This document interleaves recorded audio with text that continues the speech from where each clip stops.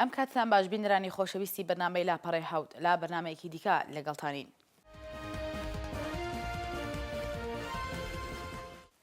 لەگەڵ کۆتایی هاتنی وتوێژە ئاتۆمیەکان لا ژنێف دیپلۆماتەکان ڕایانگەیاندووە کە لەم خولا لاوتوێژەکاندا بەرەو پێشچوونێکی ئەوتۆ نەهاتۆتە ئاراوە. هەروەها بەپێی راپۆرتەکان خولی داهاتووی وتوێژە ئاتۆمیەکان سەبارەت بە بەرنامە ئاتۆمیەکانی کۆماری ئیسلامی ئێران لە سەرەتاکانی مانگی فێڤریە بەڕێوە دەچێت. شوێنی بەڕێوەچوونی وتوێژەکان هێشتا دیار نییە. بەوتەیەی دیپلۆماتەکان وتوێژەکان ئەم جارە لا ژنێف لا ئاستی وەزیرانی دەرەوەی گروپی پێنجدەیەک و ئێران پیشرفتێکی ئەوتۆیی نەبووە. بەپێی راپۆرتی هەواڵنێری ڕۆیترز ڕۆژی یەکشەممە 18 ژانڤیا لە زاری نوێنەرانی چین لا وتوێژە ئاتۆمیەکان لەگەڵ ئێراندا بڕیارە خولی داهاتووی وتوێژەکان لە نێوان وەفتی نوێنەرانی ڕژیمی ئیسلامی و وڵاتانی پێنجدەیەک پێک هاتووە لە ئەمریکا، فەڕەنسا، بریتانیا، رووسیا و چین لەگەڵ ئاڵمان لە سەرەتاکانی مانگی داهاتووی زایانی بەڕێوە بچێت، بەڵام هێشتا ڕوون نییە کە ئەو توێژانە لە چ وڵاتێک بەڕێوە دەچێت. راپۆرتێک لەم بارەیەوە. لەگەڵ کۆتایی هاتنی وتوێژە ئاتۆمیەکان لە ژنێف دیپلۆماتەکان ڕایانگەیاندووە کە لەم خولە لە وتوێژەکاندا بەرەو پێشچوونێکی ئەوتۆ نەهاتووەتە ئاراوە. هەروەها بەپێی راپۆرتەکان خولی داهاتووی وتوێژە ئەتۆمیەکان سەبارەت بە بەرنامە ئەتۆمیەکانی کۆماری ئیسلامی ئێران لە سەرەتاکانی مانگی فێڤریە بەڕێوە دەچێت. شوێنی بەڕێوەچوونی وتوێژەکان هێشتا دیار نییە. بەوتەی دیپلۆماتەکان وتوێژەکان ئەمجارە لە ژنێف لە ئاستی وەزیرانی دەرەوەی گروپی پێنجدەیەک و ئێران پێشرفتێکی ئەوتۆی نەبووە. بەپێی راپۆرتی هەواڵنێری ڕۆیترز ڕۆژی یەکشەممە 18 ژانڤیا لە زاری نوێنەرانی چین لە وتوێژە ئەتۆمیەکان لەگەڵ ئێراندا بڕیارە خولی داهاتووی وتوێژەکان لە نێوان وەفدی نوێنەرانی ڕژیمی ئیسلامی و وڵاتانی پێنجدەیەک کە پێکهاتوو لە ئەمریکا، فەڕەنسا، بریتانیا، رووسیا و چین لەگەڵ ئاڵمان لە سەرەتاکانی مانگی داهاتووی زایانی بەڕێوە بچێت، بەڵام هێشتا ڕوون نییە کە وتوێژان لە چ وڵاتێک بەڕێوە دەچێت. کۆبوونەوەی یەکڕۆژەی وەفدەکانی وتوێشکاری ئێران و گروپی پێنجدەیەک دوێنێ شەمە لە ژنێف لە ئاستی جێگرانی وەزیرانی دەرەوە لە پشت دەرگا داخراوەکان بەڕێوەچوو. بەپێی راپۆرتی هەواڵنێری ڕۆیترز بەرەو پێشچوونێکی ئەوتۆ لە وتوێجەکان نهاتووەتە ئاراوە. هەروەها بەپێی راپۆرتی میدیاکانی ڕژیمی ئیسلامی ئێران و ئەمریکا لە وتوێژەکانی حوتوی ڕابردوو خۆیان هەوڵی ئەوەیاندا بوو پێشنووسێکی ڕێکەوتن بۆ خێرایی بەخشین بە وتوێژەکان ئامادە بکەن، بەڵام لە کۆبوونەوەکانی دوێنێ هیچ پێشنووسێک ئامادە نەکراوە. پێش ئەم وتوێژەی دوولایەنە لە ئاستی وەزیرانی دەرەوەی ڕژیمی ئیسلامی ئێران و ئەمریکا، ئاڵمان و فەڕەنسا و بریتانیا بۆ ماوەی 4 ڕۆژ بەڕێوەچوو بوو. بە هەر جارێک وتوێژ و نزیکبوونەوە لە ڕێکەوتنی گشتی کێشە و جیاوازیەکان لە نێوان کۆماری ئیسلامی و گروپی پێنجدەیەک ئاشکراتر دەبێت و لە ئێستاشدا بە بەهێزبوونی کۆماری خوازەکان لە ئەمریکا وتوێژ ئەتۆمیەکان دشوارتر کردوێتەوە و هەروەها نوێنەرانی کۆماری خوازەکان و تەنانەت دموکراتەکان لە کۆنگرەی ئەمریکا لە هەوڵدان سزای زیاتر دژی ئێران بسەپێنن. دوایین خولی وتوێژەکان لە نێوان گروپی پێنجدەیەک لە مانگی نۆڤەمبری 2014 لە ڤیەن بەڕێوەچوو، بەڵام لایەنەکان نەیانتوانی بەڕێکەوتنێکی ئەوتۆ بگەن کە مەبەستیان بوو. ئەو توێژانە لە دواییدا بۆ 7 مانگی دیکە واتە تا مانگی ژوئیەی ساڵی 2015 درێژکرایەوە. گروپی پێنجدەیەک و ئێران دەیان هەوێت تا مانگی مارس بەڕێکەوتنێکی گشتی و تا مانگی ژوئیە بەڕێکەوتنێکی کۆتایی بگەن. وڵاتانی ڕۆژئاوایی بەنیازن دڵنیا بنەوە کە ئێران بە شوێن دروستکردنی چەکی ئەتۆمی نییە.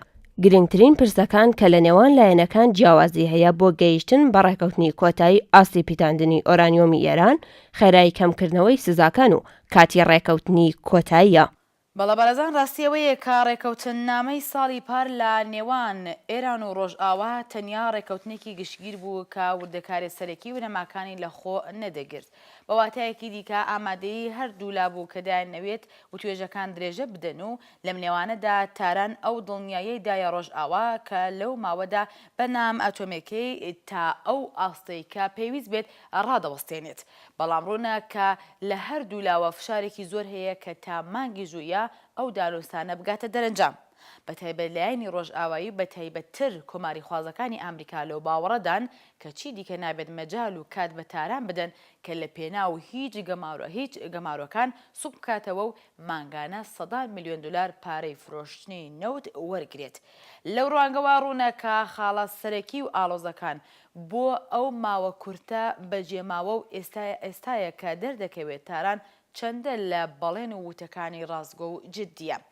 بە هەر شێوە پێناچێت بەو ڕەوتە کە لە کۆنگرەسی ئەمریکا هاتۆتاراوە جگەل لەم چەند مانگە دەرفەتێکی دیکە بۆ ئێران مابێت بەتایبەت ئەوەی کە دابەزینی نرخی جیهانی نەوت وای کردووە کە کۆماری ئیسلامی نەک لە بودجێ ئەمساڵ کە بە گومان بۆ دابینکردنی سەرچاوەکانی بودجێ ساڵی داهاتووشی لەگەڵ قەیرانێکی بەربڵاو دەستەویەخەیە لەوەها هەلومەرجێکدا سەروی هەمویان خامنەی دەبێت بڕیار بداتکایە خەون واتە ئاواتی چەکی ئەتۆمی لە کاتی ئێستادا وەلا بنێت یان تەسلیمی تۆنڕەوەکانی ناو حکوومەتەکەی بێت و دیسان سەر لە نوێ بەرنامە ئەتۆمیەکەی دەست پێ بکاتەوە.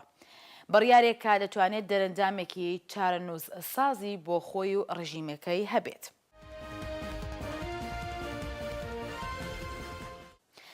هەواڵێکی دیکە و لە درێژەی گوشارەکان بۆ سەر ڕۆژنامەوانان چالاکان و باگشتی نەبوونی ئازادی ڕادربرین لە ئێران و هەروەها بڵاوبوونەوەی یەک لە دوای یەکی هەواڵەکان سەبارەت بە دەست بەسەرگرتن ئەعدامکردن بە تۆمەتی جۆرا و جۆر و دواخستنی کۆنسێرت و ڕۆژنامەکان هەرجار و بە بیانوەیەک و لەم پەیوەندێدا لە ماوەی چەند ڕۆژی ڕابردوو چەندین هەواڵ سەبارەت بە وەرگرتنەوەی مۆڵەت و لە کۆنسێرتەکان و داخستنیان و بەتایبەت مۆڵەت نەدان بە ژنیارانی ژن و دەرکردنیان لە کۆنسێرتەکان بڵاوبووەوە.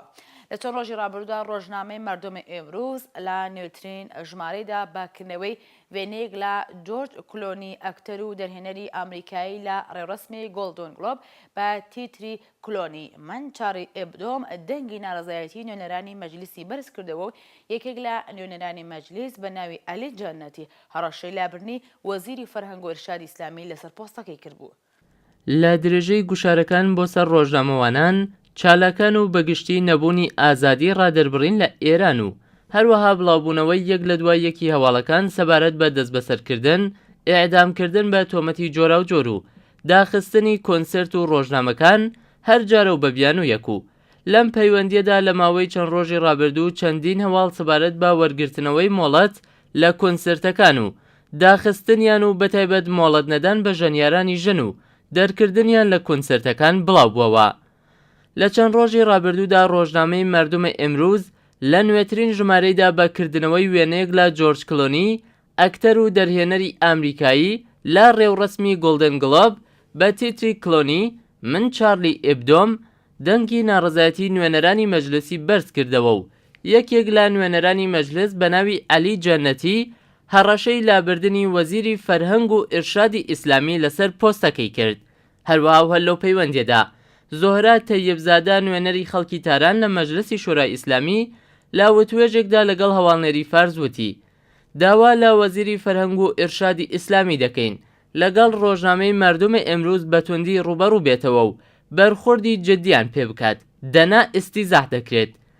ئەوە لە کاتێکدایە کە ڕۆژنامەی مردمی ئێمروز بە بەرپرسیارەتی ئەحمەد سەتاری و محەممەد قوچانی بە مەبەستی پشتیوانی لە دەوڵەت بڵاو دەبێتەوە. یەکەم ژمارەی ئەو ڕۆژنامەیە 6 بەفرانباری ساڵی 2014 چووە نێو ڕۆژنامە فرۆشیەکانەوە و بڵاو بووەوە. نوێنەرانی مەجلس ڕایان گەیاندووە چاوەڕوانی ئێمە لە وەزارەتی ئێرشاد ئەوەیەکە حساسیەتی پێویستی حکوومەتێکی دینی هەبێت. هەروەها ئاماژەیەکیان بە هێرشە تەرۆریستیەکەی پاریس بۆ سەر ڕۆژنامەی چارلی ئێبدۆداوە و وتیان ئیسلام بەرزترین جێگەی هەیە و حکوومەتی ئیسلامی ئێران دەبێت یەکەم شوێن بێت کە دەنگی ناڕزایەتی بە بێحورمەتی بە ئیسلام بەرز بێتەوە. شایەنی باسە ئێران یەکێک لەو دەگمەن وڵاتانە بووکە هێرشە تەرۆریستیەکەی بۆ سەر ڕۆژنامەی چارلی ئێبدۆ محکوم نەکرد و هەروەها مۆڵەتی بە ڕۆژنامەوانان نەدا بۆ پشتیوانی لە ئازادی ڕادەربڕین کۆبوونەوە ساز بدەن و دەنگیان بخەنە پاڵ ئەو شەپۆلەی لە دنیا بۆ پشتیوانی لە ئازادی ڕادەربڕین و پاش ئەو هێرشا بۆ سەر ڕۆژنامەی چارلی ئێبدۆ وەڕێکەوتبوو. هەروەها ئێران یەکێک لەو وڵاتانەیە کە بە زیندانی گەورەی ڕۆژنامەوانان دەناسرێت و ڕێژەیەکی زۆر لە نووسەران ڕۆژنامەوانان چالاکانی میدیایی لە زیندانەکانی ڕژیمی کۆماری ئیسلامی ئێران دەست بەسەرن و لەژێر گوشاردان. هەروەها جێی ئاماژەیەکە ئەدنان حەسەنپوور ڕۆژنامەوانی کورد یەکێک لەو ڕۆژنامەنووسە دەست بەسەرانەیە کە کۆنترین ڕۆژنامەنووسی دەست بەسەری ئێران دێتە ئەژمار کە ماوەیەکی زیاتر لە 9 ساڵە لە زیندانەکانی ڕژیمی کۆماری ئیسلامی ئێران دەست بەسەرە. بەڵێ ئەگەرچی گرتن و زیندانیکردنی ڕۆژنامەنووسان و چالاکانی بواری ڕاگەیاندن و فەرهەنگە لە کۆماری ئیسلامی دەردەیەکی نوێ نییە و هەل لە سەرەتاوە دامەزرێنی ئەو حکوومەتە ڕاشکاوانە ڕێگەیان کە دموکراسی و ئازادی ڕادربڕین چەمکێکی ڕۆژئاوایی و لەگەڵ بنەماو یاساکانی ئیسلامی نایەتەوە، بەڵام لەم قۆناغەدا ئەو هەستیارەی مەجلیسی بەرزکاران لەمەڕ بابەتگەلی لەو جۆرە جێگەی سەرنجە.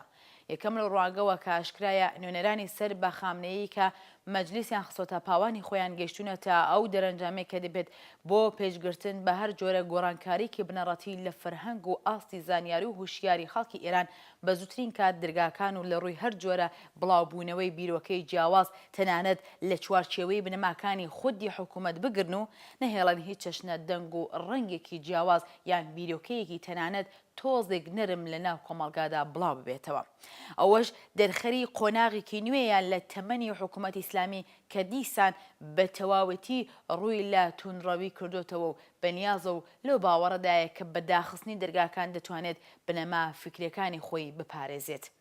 خاڵی سەرنجڕاکێشی دیکاوەیە لە هەلومەرزێکدا وڵات دەستەویەخەی گەورەترین قەیرانەکانی ئابووری کۆمەڵایەتیە و خەڵک بە توندی لەگەڵ هەژاری و ژیانێکی دژوار بەڕۆڕون. نوێنەرانی مەجلیس هەموو دڵنەگەرانیان لە بڵاوبوونەوەی وێنەیەکی ئەکتەرێکی ئەمریکایی کورد کراوە و دیارێکە لەو ڕوانگەی ئەو نوێنەرانەدا ئەگەر وێنەی پیاوێکی ئەکتەری سینەمایی بڵاو نەکرێتەوە ئەوە هەموو کێشەکانی خەڵکی ئێران چارەسەر دەکرێت. ڕاستی ئەوەیە ئەو کەش و هەوایە تەنیا یەکشت دەنوێنێت. کۆماری ئیسلامی گەیشتۆتە ئەو قۆناغا کە تەنیا بیر لەمانەوەی خۆی لە هەر ڕێگایەکی ممکن دەکات و بەس.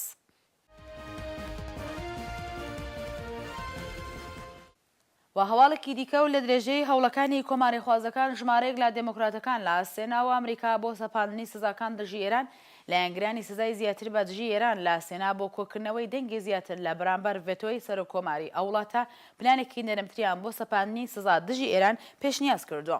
باراک ئۆباما سەرۆکۆماری ئەمریکا ڕۆژی هەینی هۆشداری بە کۆنگرەدا بوو کە هەر جۆرە سزایەکی نوێ هەوڵی ئێمە بۆ ڕێگری لە بەرنامەی ئەتۆمی ئێران لە ڕێگای ئاشتی خوازانەوە وەلا دەنێت. بەپێی راپۆرتی هەواڵنێری فەرەنسا ڕۆژی هەینی پلانێکی نوێ ئامادە کراوە بەڵام هێشتا بە شێوەیەکی ڕسمی پێشکەشی سێنات نەکراوە. هەروەها ڕۆژی پێنجشەمەی داهاتوو کۆمیتەی بانکی سێنا پلانێکی نوێی بۆ تاوتوێکردن و خستنە دەنگدانەوە پێشکەشی سێنا دەکات. ئەو پلانە لەلایەن مارک کێرکی کۆماری خواز و رابرت مێندێز لە دموکرات دوو سناتۆر کە پێشتریش لە پلانی سزاکان دژی ئێران پشتیوانیان کردبوو ئامادەکراوە. راپۆرتی هاوکارم ببینن. لە درێژەی هەوڵەکانی کۆماری خوازەکان و ژمارەیەک لە دموکراتەکان لە سنای ئەمریکا بۆ سەپاندنی سزاکان دژی ئێران لایەنگرانی سزای زیاتر بە دژی ئێران لە سنا بۆ کۆکردنەوەی دەنگی زیاتر لە بەرامبەر ڤێتۆی سەرۆکۆماری ئەو وڵاتە پلانێکی نەرمتریان بۆ سەپاندنی سزا دژی ئێران پێشنیار کردووە.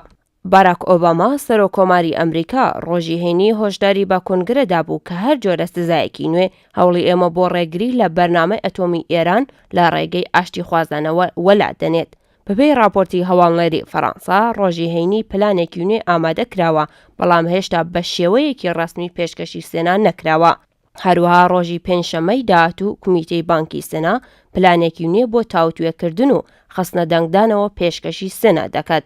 ئەو پلانە لەلایەن مارک کێرکی کۆماری خواز و رابرت مێنێندێز لە دموکرات دوو سێناتۆر کە پێشتریش لە پلانی سزاکان دژی ئێران پشتیوانیان کردبوو ئامادە کراوە. بەپێی ئەم پلانە ئێران تا ڕۆژی 1 ژوئیە لەسەر بەرنامە ئەتۆمیەکانی لەگەڵ گروپی پێنجدەیەک بە ڕێکەوتنێکی کۆتایی ئەنجام نەدات سزا نوێیەکان بە دژی دەسەپێت. هاوکار سێناتۆر لێنزی گراهام لە ئەندامە دیارەکانی حیزبی کۆماری خواز وتویەتی کە بۆ سەپاندنی سزای زیاتر دژی ئێران هەوڵ دەدات. بەپێی خشتەی ڕێکەوتی سێناتۆرەکانی کێرک و مێنێندێز ئەگەر ئێران تا سەرەتای مانگی ژوئیە بە ڕێکەوتنێکی کۆتایی نەگات چەند ڕۆژ لە دوای ئەم ڕێکەوتە سزانوێکان دەشنە بواری جێبەجێکردنەوە و لە ماوەی چەند مانگ ئەو سزایانە بە شێوەیەکی بەربڵاو زیاد دەکرێن. بەپێی پلانی ئامادەکرا و 6 ژوئیە جێبەجێکردنی سزاکان کە پێش ئەمە و بەپێی ڕێکەوتنە سەرەتاییەکان دانرابوون دەست پێ دەکەنەوە. لە دوای ئەوە لە 3 ئوتەوە سزای نوێ دژی پیشەی نەوتی ئێران بەڕێوە دەچێت و 7 سپتامبر ئەو وڵاتانەی کە لە ئێستادا نەو لە ئێران دەکڕن لەگەڵ سنووردارکردنی نوێ ڕوبەڕوو دەبنەوە.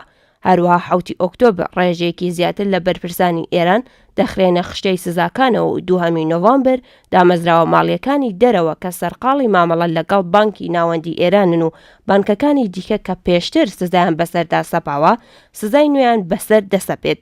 لە کۆتاییدا ئەگەر 7 دەسامبر ئەگەر ڕێکەوتنێک نێتە ئاراوە پیشەی ئۆتۆمۆبیلسازی، ئەندازیاری و بەشەکانی کانگای ئێران سزا دەدرێن.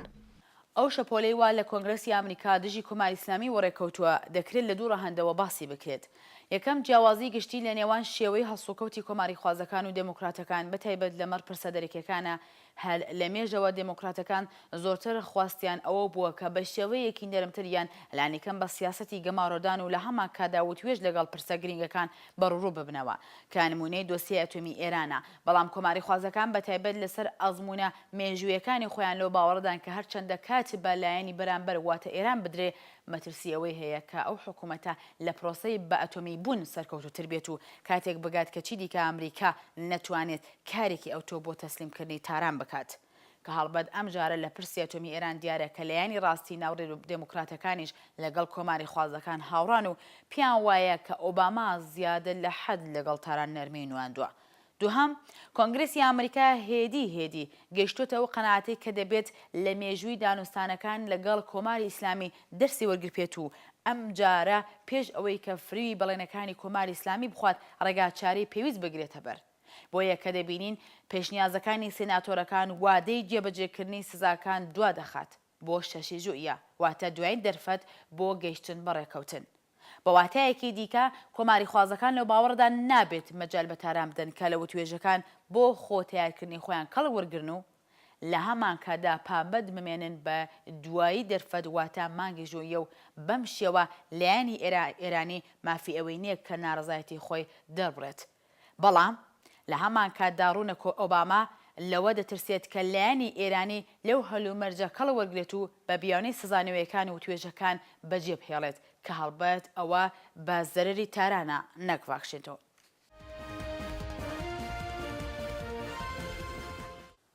چالاکی و بەشداری نظامی ڕژیمی ئیسلامی ئێران لە شەڕەناوخۆیەکانی سووریا و عێراق ئاراستەیەکی گەورەتری بەخۆوە بینیوە. بەپێی بەراوردی کەناسانی نظامی لە ساڵ 2011 تا ئێستا ئێران 9 تا 15 ملیارد دلاری تەنیا لە سووریا تەرخان کردەوە بۆ شەڕ. ماڵپەڕی ئیشپیگەڵ ئانلاین لە راپۆرتێکدا لێکۆڵینەوەی لەسەر بەشداری نظامی کۆماری ئیسلامی ئێران لە وڵاتانی ناوچەکە و تێچوەکانی بەتایبەت لە وڵاتانی عێراق و سووریا ئەنجام داوە. بە پێم راپۆرتە ڕژیمی ئیسلامی لە ئێستادا لە 2 شەڕ لە وڵاتانی عێراق و سووریا بەشداری چالاکی هەیە و لە بەراورد لەگەڵ ڕۆڵگەرانی نێونەتەوەیی و ناوچەیی دیکە هیچ وڵاتێک بەڕادەی ئێران لە شەڕە ناوخۆیەکانی ئێستای عێراق و سووریا ڕاستەوخۆ دەرگیر نەبووە. راپۆرتی هاوکارم ببینن. چالاکی و بەشداری نظامی ڕژیمی ئیسلامی ئێران لە شەڕە ناوخۆیەکانی سووریا و عێراق ئاراستەیەکی گەورەتری بەخۆیەوە بینیوە. بەپێی بەراوردی کارناسانی نظامی لە ساڵی 2011 تا ئێستا ئێران 9 تا 15 ملیارد دلاری تەنها لە سووریا تەرخان کردووە بۆ شەڕ. ماڵپەڕی ئیشپیگەڵ ئانلاین لە راپۆرتێکدا لێکۆڵینەوەی لەسەر بەشداری نظامی کۆماری ئیسلامی ئێران لە وڵاتانی ناوچەکە و تێچوەکانی بەتایبەت لە وڵاتانی عێراق و سووریا ئەنجام داوە. بەپێی ئەم راپۆرتە ڕژیمی ئیسلامی لە ئێستادا لە 2 شەڕ لە وڵاتانی عێراق و سووریا بەشداری چالاکی هەیە و لە بەراورد لەگەڵ ڕۆڵگەڕانی نێونەتەوەی و ناوچەی دیکە هیچ وڵاتێک بەڕادەی ئێران لە شەڕە ناوخۆیەکانی ئێستای عێراق و سووریا ڕاستەوخۆ دەرگیر نەبووە. بوونی ژمارەیەک لە چالاکانی نظامی ئێران لەو 2 وڵاتە لەلایەن بەرپرسانی ڕژیمی ئیسلامیەوە پشتڕاستکراونەتەوە و ژمارەیەکی دیکە لەو چالاکانە بە شێوەیەکی ناڕاستەوخۆ لەلایەن دژبەرانی ڕژیمی ئیسلامیەوە پێناسە و مەدارکیان وەدەستکەوتووە. لە ئاکامی بەشداری ناڕاستەوخۆی کۆماری ئیسلامی ئێران لەو 2 وڵاتەدا کە زۆر شتی شاراوەشی لەسەر باسکراوە دەتوانرێت بە کوشتنی سەربازان و فەرماندەکانی سوپای پاسداران ئاماژە بکرێت. بەپێی راپۆرتی ئیشپیگەڵ ئانلاین ڕژیمی ئیسلامی ئێران نەتەنها خزمەتگوزاری ڕاوێژکاری سەربازی بە هاوپەیمانانی لە عێراق و سووریا پێشکەش دەکات بەڵکو بە شێوەیەکی بەربڵاو دەستی داوەتە ناردنی چەکوچۆڵ بۆ ئەو وڵاتانە. ڕژیمی ئیسلامی ئێران هەروەها لە سووریا و عێراق دەستی داوەتە ڕێکخراوکردن و دروستکردنی چەندین گروپی شیعە. هەروەها لە عێراق چەندین گروپی چەکداری شیعە ڕاستەوخۆ لەژێر فەرماندەیی سوپای پاسدارانن. بەپێی راپۆرتی ئیشپیگەڵ ئانلاین ئێران یارمەتی نظامی و ماڵی بەربڵاوی بۆ هاوپەیمانانی خۆی لەو 2 وڵاتە تەرخان کردووە. بەپێی وتەی بەرپرسانی ڕەسمی ئێران تەنها یارمەتیەکانی ئەو وڵاتە بۆ سووریا لە ساڵی 2011 تا ئێستا نزیکەی 9 ملیارد دلار بووە.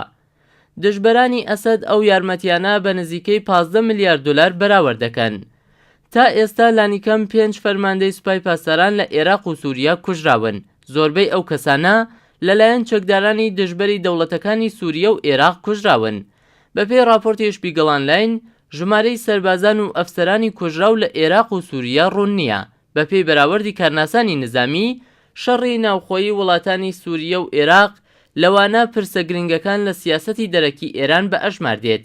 ئێران و عێراق زیاتر لە 1500 کیلومتر سنووری هاوبەشیان هەیە و سەرهەڵدان و گەشەکردنی گروپە تۆندڕەوەکانی سونی لەوانە داعش دەتوانێت هەڕەشەیەک بۆ ئەمنیەتی ئێران بێت. هەروەها بە بڕوای کارناسان، هەرچەند ئێران سنوورێکی هاوبەشی لەگەڵ سووریا نییە، بەڵام ئەو وڵاتە گرنگی ئستراتیژیکی بۆ ئێران هەیە وەکو هێزێکی ناوچەیی. ڕێکابەری ئێران لەگەڵ ئیسرائیل لەلایەک و یارمەتیە نظامیەکانی ئێران بۆ حیزبوڵای لوبنان و چەکدارانی فەلەستینی لەلایەکی دیکە هۆکارن بۆ گرنگی سووریا لە چوارچێوەی ئستراتیژی ناوچەیی ئێراندا. بەڵە بەڕێزان، لە کاتێکدا ئێران بە شێوەیەکی بەردەوام لەگەڵ کوردهێنانی بودجەی ساڵانە ئەویش بە بڕی 10 میلیارد دلار بەڕۆڕوویە و لە کاتی ئێستادا و وێڕای گەماڕەکان نرخی نەوتیش بۆ نیوەدا بەزیوە 10 میلیارد دلار سەرفکردنی پارەی خەڵکی ئێران تەنیا لە سووریا و 10 میلیارد دلاری دیکەش لە عێراق، جگا لەوەی کە کارەساتێکی نەتەوەیە بۆ خەڵکانی ئێران ئەو پرسیارە دێنێتە ئاراوە. باشە، مەبەستی تاران لە پەیڕەوکردنی سیاسەتی لەو شێوە چییە؟ ئەگەرچی وڵامی و پرسیارە زۆر ڕەهەندی جۆراوجۆر لە خۆ دەگرێت، بەڵام دوو لایەنی بەرچاوی هەیە. یەکەم، کۆماری ئیسلامی مانەوەی خۆی گرێداوە بە دروستکردنی قەیران لە ناوچە و داتاشینی دوژمنێکی خەیاڵاوی دەرەکی کە بۆ گەیشتن بەو ئامانجەی دەبێت شەڕێک لە دەرەوەی سنوورەکان و لە ئاست ناوچە بخۆڵکێنێت یان لانیکەم ئاگری شەڕەکان خۆشتر بکاتەوە. بۆیە عێراق و سووریا تەنیا شوێنگەلێک نین کە تاران بەشداری قەیرانە. ڕۆڵی سەرەکی تاران لە کەوتنی شاری سەنعای پایتەختی یەمەن زۆر زەخۆڕۆنە. یارمەتی تاران بە حوسیەکان بووە بەهۆی شەڕ و ماڵوێرانی لە وڵاتی یەمەن. کۆماری ئیسلامی هیوادارێک کە لە وڵاتانی دیکەش هەمان سناریۆ دووپات بێتەوە. دووهەم، تێزی سەرەکی کۆماری ئیسلامی بۆ دروستکردن و بەهێزکردنی هیلالی شیعەی سەر بەخۆی لە ڕۆژهەڵاتی ناوەڕاستە. بۆیە کۆماری ئیسلامی لە وڵاتانێک وەکو بەحرین، یەمەن، ڕۆژهەڵاتی عەرەبستان، عێراق، سووریا و لوبنان، ئەفغانستان و پاکستان دەستێوەردانێکی زۆر ئاشکرای هەیە تا لەو ڕێگایەوە بتوانێت دۆخێکی بەرچاو بۆ گروپە شیعە توندڕەوەکان بخۆڵکێنێ و بەم شێوە نفوزی خۆی بۆ کاتی پێویست پەرە پێ بدات. لە ڕوانگەوە زۆر بە ئاسانی دەتوانێت سیاسەتی پاڵپشتی لە گروپە تروریستەکان و هەروەها بەشداری لە قەیران لە وڵاتێک وەکو سووریا و عێراق بۆ دەردەکەوێت. ڕاستیەوەیە کە سەری مار لە تارانە و بەس.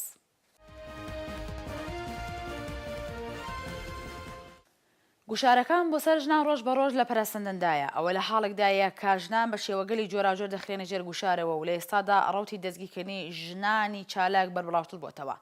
هەر لە پەیوەندەدا هەواڵەکان بازەوە دەکەن ئیتلاعاتی سوپای پاسداران لە ماوەی 1 هەفتەی ڕابردوودا دەستی داوەتە دەستگیرکردنی بەربڵاوی چالاکان و ڕۆژنامەنووسان و لەم زنجیرە دەست بەسەرکرانەدا 6 کەس لە ڕۆژنامەنووسان و چالاکانی خوێندکاری و چالاکانی بواری ژنان دەست بەسەر کراون و هەروەها لە ڕێگای پەیوەندی تەلەفۆنیەوە دەستیان کردووە بە ترساندن و هەڕەشە و بانکێشتی ژمارەیەکی دیکەی لە چالاکانی ژن. راپۆرتێک لەم بارەیەوە.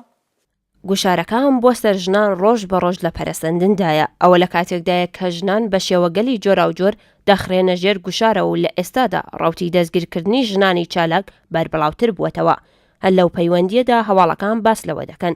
ئیتلاعاتی سوپای پاسداران لە ماوەی 1 هەفتەی ڕابردوودا دەستی داوەتە دەستگیرکردنی بەربڵاوی چالاکان و ڕۆژنامەنووسان و لەم زەنجیرە دەست بەسەرکرانەدا 6 کەس لە ڕۆژنامەنووسان و چالاکانی خوێندکاری و چالاکانی بواری ژنان دەست بەسەر کراون و هەروەها لە ڕێگەی پەیوەندی تەلەفۆنیەوە دەستیان کردووە بە ترساندن و هەڕەشە و بانکێشتی ژمارەیەکی دیکە لە چالاکانی ژن.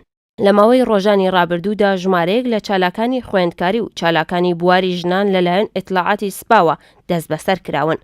هەر لەو پەیوەندیەدا فریشتە تووسی، چالاکی خوێندکاری زانستگای عەلامە و ڕۆژنامەنووس نزیک بە 1 حوتولەوە پێش لەلایەن هێزەکانی ئیتلاعاتی سوپای پاسدارانەوە دەست بەسەر دەکرێت و کەلوپەلە شەخصیەکانیشیان لەگەڵ خۆیان بردووە. هەر لە درێژەی دەست بەسەرکردنەکان پەرست و بیراوان ڕۆژنامەنووس و چالاکی بواری ژنان لە ماڵی خۆیدا بەبێ بەڵگەی دادگا دەست بەسەر کرا. لە درێژەی ئەم زەنجیرە دەست بەسەرکرانەدا هێزەکانی ئیتلاعاتی سپا هێرشیان کردە سەر ماڵی سەها و مۆرتەزایی و دەست بەسەریان کرد.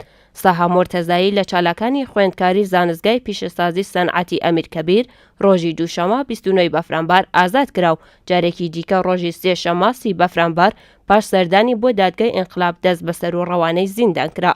لەلایەکی دیکەوە هێزەکانی سپا هێرش دەکەنە سەر ماڵی زەهرا خەندان و ناوبرا و دەست بەسەر دەکەن. زەهرا خەندان لە چالاکانی پێشووی خوێندکاری زانستگای پیشەسازی ئەمیرکەبیر بووە کە لە ماڵپەڕی ئیلنا و ڕۆژنامەی ئیحتیمادی پێشوو چالاکی ڕۆژنامەوانی بووە. هێزەکانی سپای پاسداران تەنیا بەگرتنی ئەم چەند چالاکە نەوەستان و وەک باز دەکرێت بەردەوامن لە هەڕەشە و بانکردنی چالاکانی ژنان بۆ دەستگا ئەمنیە پەیوەندیداریەکان. هەر لە پەیوەند لەسەر دەستگیریکردنی چالاکانی ژنان و پەرەسەندنی گوشارەکان بۆ سەریان تەهمینە میلانی کە حوتوی ڕابردوو باسی لە بانکردنی بۆ دادسەرای فەرهەنگ و ڕاگەیاندن کردبوو دەڵێت ڕۆژی یەکشەمە دیسانەوە سەردانی ئەو ناوەندەی کردووە و هەتا ئێستاش دۆستیەکەی لە لێکۆڵینەوەدایە. ئەوە لە کاتێکدایە ناوبرا و بەهۆی بڵاوکردنەوەی فیلمنامەیەک بە نێوی شەهرەزادە زان 1001 شاب بۆ دادسەرای فەرهەنگ و ڕاگەیاندن بانک کراوە و لەوێ دۆستیەکەی بۆ سازراوە و ئێستاش لە هەوڵی ئەوەدان دۆستیەکەی ڕەوانەی دادگا بکەن. ئەو دەستگیریکردنانە و گوشارەکان بۆ سەر چالاکانی ژنان لە کاتێکدایە ڕژیمی کۆماری ئیسلامی ئێران کۆمەڵگا لە شارۆمەندان بەتایبەت چالاکانی بوارە جۆرا و جۆرەکان داخراوتر دەکات و بەردەوام مافی شارۆمەندان پێشێل دەکات و هەر جارە و بە شێوەیەک شارۆمەندان سەرکوت دەکات. هەڵبەت ڕوونە کە پرسی ژنان و هەڵسوکەوتی کۆماری ئیسلامی لەگەڵ ئەو توێژەی کۆمەلگا بەردەوام یەکێک لە پرسە گرنگەکانی بواری مافی مرۆڤ بووە لە ئێرانی ژێردەسەڵاتی مەلاکان.